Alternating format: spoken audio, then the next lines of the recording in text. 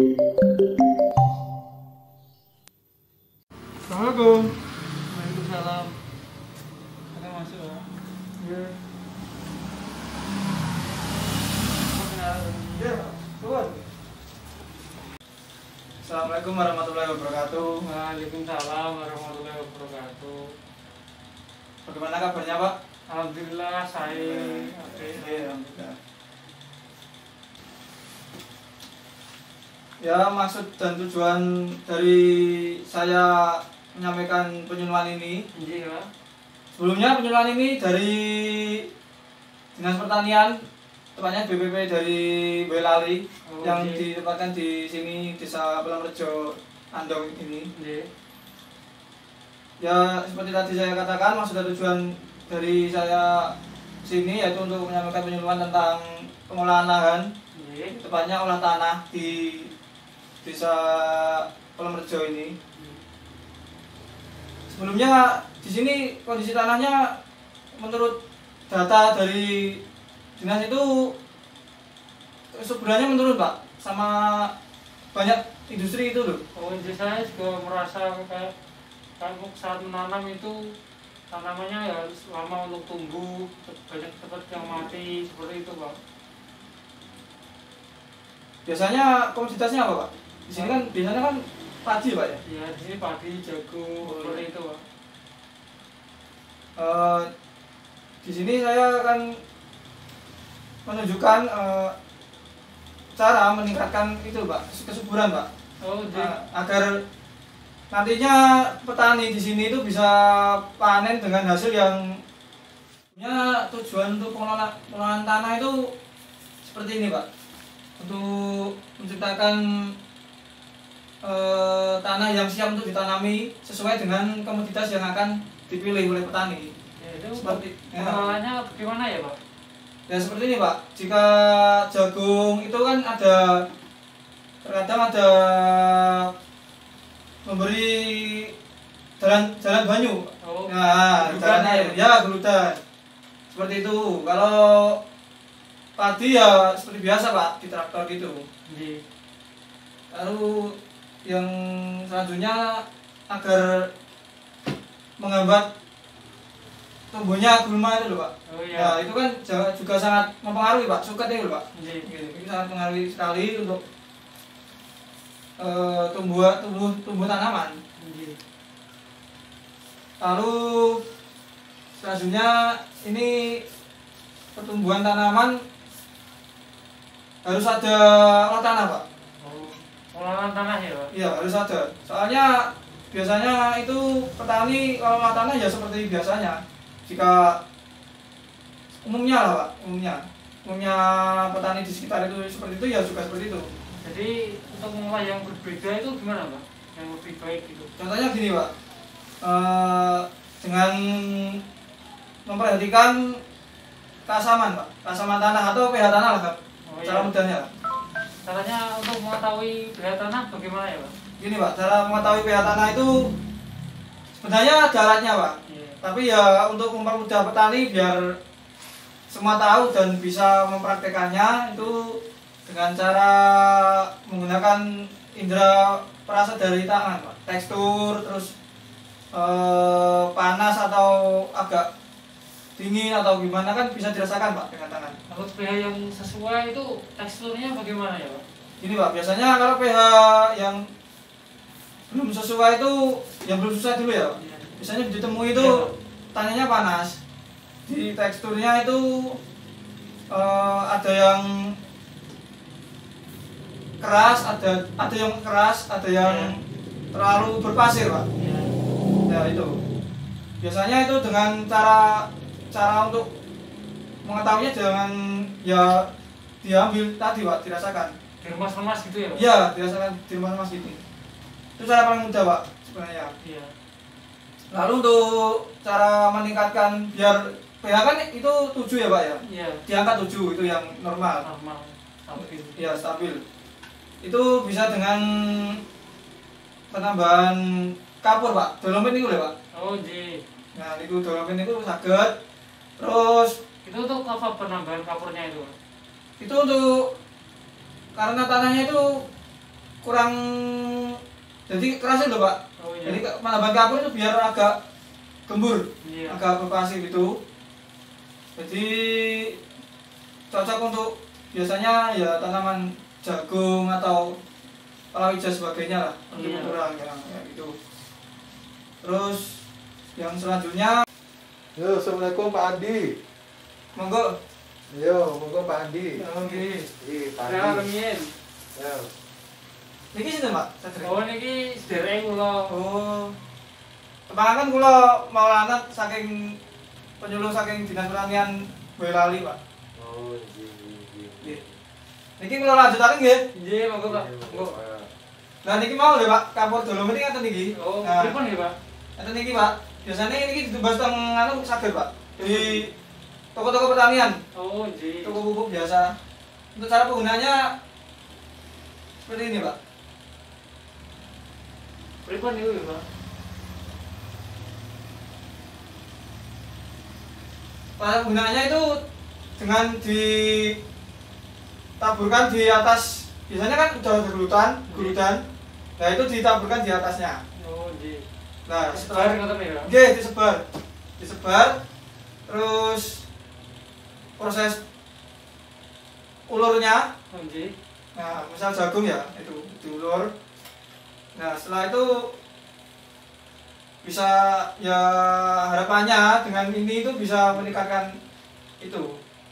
Tingkatkan kadar pH di tanah. Iya, ya? pH tanah.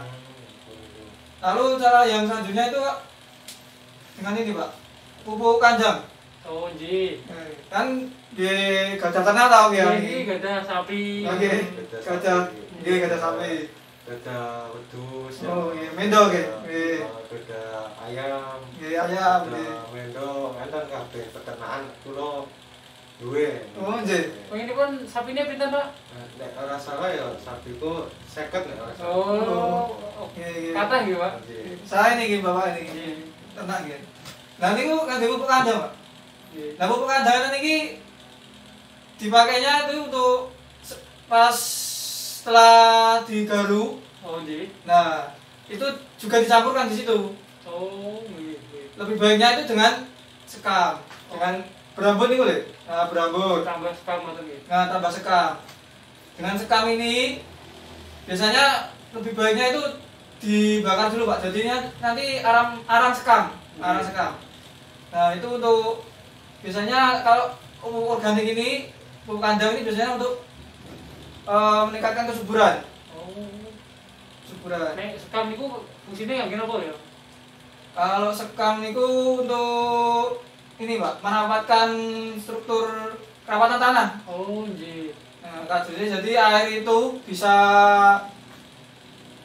tidak menggenang, juga tidak cepat terserap. Jadi tidak bertahan lama-lama, tapi juga tidak terserap dengan terlalu cepat gitu. Oh, iya. Kayak macam-macam ngoten niku nggih. Nggih, macam-macam lah istilah Pak. Nggih.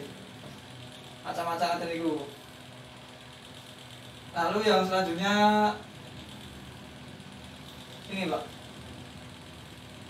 Kalau zona industri teng mriki pengaruhnya ada apa ya? Pengaruhnya itu loh untuk misal air atau anu tanahnya itu bisa tercemar atau enggak biasanya di sini? Pripun nggih, Pak? Enggak sama betul. Nah, aku yo sebagai pengusaha yo pengusaha ternak yo merasakan sendiri lah ya. Limbahnya emang Iya. dari limbah ternak lah. Saya juga mengalami kesulitan loh Pak, membawa limbahnya, terus ya bingung lah. Kan dari ternak mau tak apakan ini kotorannya. Ya mungkin Bapak ada saran nggak Pak? Untuk kotoran ternak. Iya, ternaknya digunain apa ya Pak? Jadi sebetulnya cara itu ya Pak ya, cara memanfaatkan kotoran ternak tadi kan. Nah, kotoran ternak tadi itu bisa untuk ini pemupukan ini tadi. Ya, itu untuk pupuk dasar sebenarnya. Dasar pemupukan itu pakai pupuk kandang itu sebenarnya. Wah, Iya. Tapi ternak saya banyak ini, ada sapi, kambing, ayam, Nah, itik, darah, terus apa itu, mentok, terus ternak, yos banyak lah. Itu yang direkomendasikan apa Pak? itu bisa dipakai semua sebenarnya bisa. Bisa. Iya, tapi itu harus dalam keadaan kering. Keren. Iya, kering. Kalau tadi dicampur dengan rambut Berambut kulit padi. Iya. oh Nah, kulit padi itu biasanya dengan seperti tadi Pak, dibakar tadi. Iya. Nah, itu jadi arang sekam. Hmm. Nah, setelah itu dalam penggunaannya itu biasanya di awal kalau pupuk kandang itu. Yang di awal. Nah, setelah itu biasanya permasalahannya di sini. Setelah itu petani banyak menggunakan pestisida kimia. Iya. Nah, itu yang penyebabnya tanah di sini itu berkurang suburannya. Biasanya juga memakai pestisida untuk Makanya menangani itu. hama Nah. gitu. Itu pestisidanya biasanya untuk hama, untuk mengurangi gulma rumput itu atau gimana Pak biasanya? Ya dua-duanya, kadang untuk mengurangi rumput, kadang juga ada tanamannya yang kena menguning karena pestisida itu, terus ada hama kayak tikus gitu, saya pakai pestisida juga. Soalnya pestisida itu bisa mencemari tanah, tapi itu dalam jangka waktu yang sedikit agak lama Pak. Itu bisa mengaruhi kondisi tanah dan air juga bisa sebenarnya.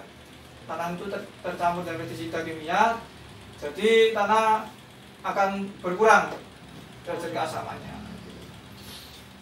Yang selanjutnya karena pestisida itu berbahaya, nah di sini bisa mengurangi lah, paling tidak mengurangi dari penggunaan pestisida kimia, yaitu dengan cara-cara istilahnya organik tadi lah, ya jenis pupuk lah, kan itu sebenarnya Bersubsidi atau tidak itu Pak?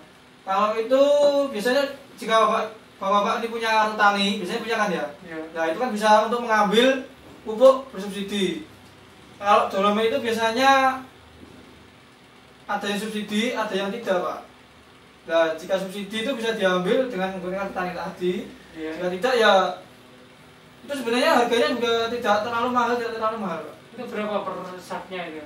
Per sak sekitar nggak nyampe 50 Pak sebenarnya. Oh murah ya Pak? Murah Pak, sebenarnya murah. Kan itu kan cuma kapur untuk tanah, kalau agak keras itu bisa agak berpasir itu Pak. Jadi Oh iya. gembur lah istilahnya. Iya. Nah, gembur itu bisa menstabilkan pH juga, jadi juga tanah bisa jadi gembur. Oh iya. Terima kasih atas penjelasannya Pak. Sekarang saya sudah mulai paham cara mengembalikan kualitas atau tekstur lahan yang baik dan benar.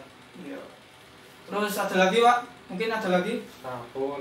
Sambun. Ya Nah, sudah. tadi saya dengarnya telat nih Pak. Mungkin ada kesimpulannya apa Pak? Oh, kesimpulan? Oh, soalnya saya juga Iya, iya. mungkin datangnya telat ya karena tadi sih ngurusi ternaknya banyak banget itu loh. Iya. Ya terus ngurusi sumurnya ya tadi Oh, belum oke. kekuras ya, saya kurasi sendiri ya. Itu mungkin ada Oh, kesimpulannya jadi gini Pak. Di sini kan ya dengan kondisi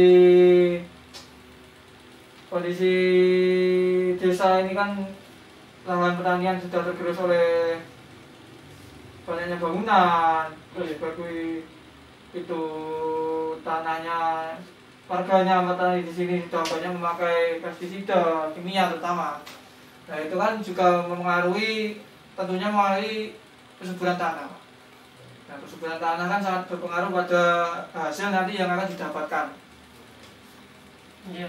Nah itu bisa dengan tadi Pak, cara peningkatannya tapi dengan ramah lingkungan, jadi bisa dilakukan terus-menerus tanpa mempengaruhi ekosistem yang lainnya. Oh seperti itu ya Pak? Iya, sudah saya sebutkan tadi dengan kapur dolomit tadi loh Pak. Iya. Nah, itu kapur dolomit. Terus selanjutnya dengan cara penambahan pupuk organik dan kandang.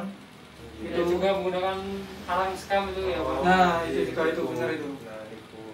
Nah, soalnya pupuk kandang itu petani biasanya yang menyebabkan malas itu pembawanya dari kandang ternak mereka ke lahan. Nah, itu kan Kalau ini bapaknya lahan sama kandangnya ini cukup dekat. oh dekat. Dekat. Oh, kebetulan niku saya Pak niku. Oh, Nah, niku mboten sah ngangge ya transport lebih murah lah. oh. Nah, transport biasanya kan So diusungi dewe ya. nah, bisa itu. Nah itu bisa dilakukan. Lalu ya untuk mengatasi gulma tadi ya bisa untuk pakan ternak tadi. Kan juga bapak ternaknya banyak. Nah, terus apalagi pak ada yang tanyakan? Pun pak, sampun. Cukup dari saya itu. Pulau beden kan kumpul-kumpul petani. Saya akan lanjutkan. Lalu saya akhiri aja ya pak ya. Nggih. Mohon pamungkas, wabillahi. Assalamualaikum warahmatullahi wabarakatuh. Waalaikumsalam warahmatullahi.